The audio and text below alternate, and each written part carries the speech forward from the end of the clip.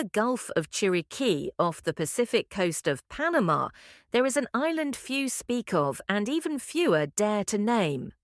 Officially, it appears as Isla Pájaros on outdated naval maps, but to the locals of nearby Boca Chica, it's remembered simply as La Isla que Ardió, the island that burned. The story begins in 1955, when a group of American researchers funded by a private marine institute established a small biological station on the island. The team, led by Dr. Walter H. Berridge, consisted of 8 scientists and assistants. Their goal?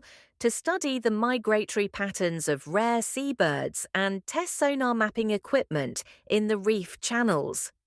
They were dropped off by boat on July 6th and scheduled for pickup 20 days later. What happened in those 20 days remains one of the most disturbing unsolved disappearances in Panamanian history. When the boat returned on July 26th, the entire research camp was gone. Not abandoned, gone. The structures, tents, equipment, everything had been reduced to ash. The sand was blackened. The trees on the western edge of the island were scorched up their trunks. There were no bodies. At first, the boat captain believed the island had been struck by lightning, but the weather had been clear. The fire, investigators would later report, had not behaved like any normal blaze.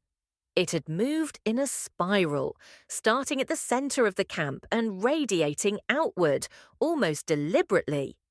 There were no signs of explosion, no residue of chemicals or accelerants. The US Embassy launched a quiet inquiry. Families were notified but told very little. A brief article appeared in a Panamanian newspaper with the headline, "Scientists Missing in Island Fire," and then the story disappeared from public view. But rumours didn't stop. Fishermen claimed that, for weeks after the event, strange lights could be seen flickering from the island at night.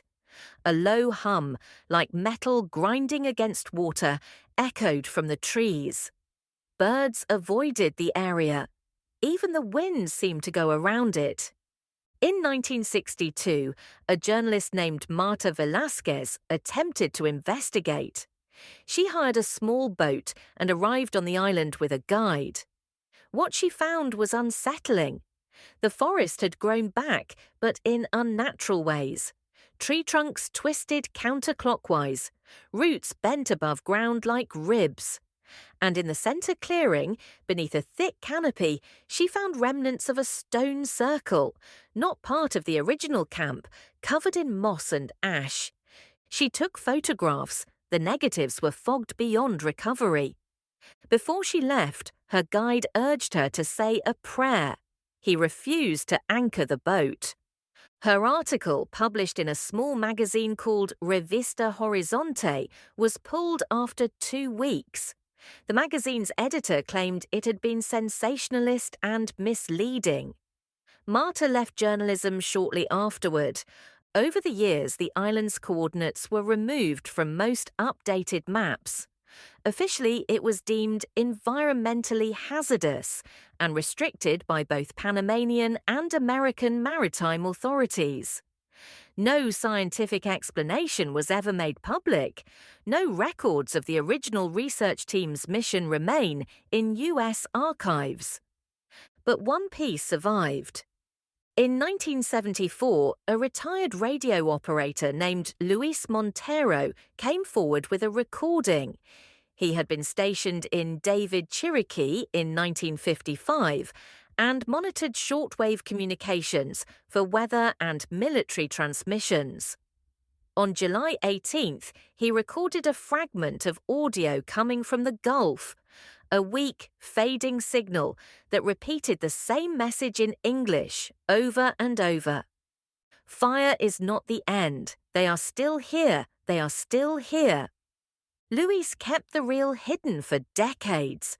When it was finally digitized in the early 2000s, the background revealed something chilling, A second voice, barely audible, speaking a language no one has yet identified. Linguists tried. AI tried. Nothing matched. Some call the island that burned a myth. Others say it was a cover-up for failed military experiments or illegal testing. But those who have sailed near it swear it exists and that the air around it feels heavier, charged. A mystery in the water, an echo that resists time. And every few years, usually in late July, someone reports a flicker of light on the horizon just west of Boca Chica. A brief orange glow. Then darkness again, as if the island remembers.